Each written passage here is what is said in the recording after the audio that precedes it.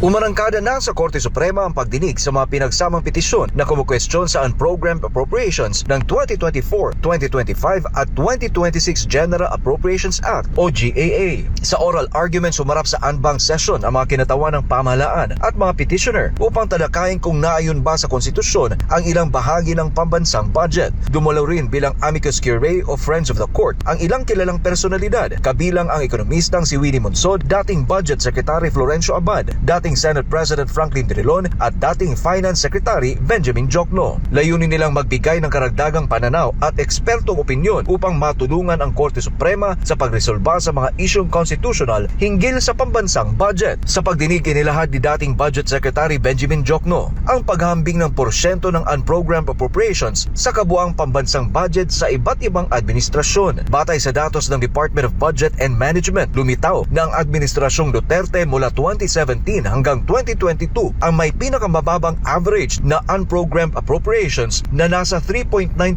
lamang ng kabuang budget. Mas mababa ito kumpara sa Arroyo Administration na may 5.9%, Aquino Administration na may 5.2% at sa kasalukuyang Marcos Jr. Administration na may pinakamataas na 9%.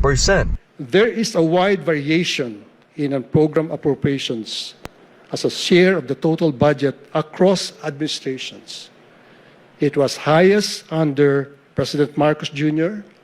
at 9% and lowest under President Duterte at 3.9%.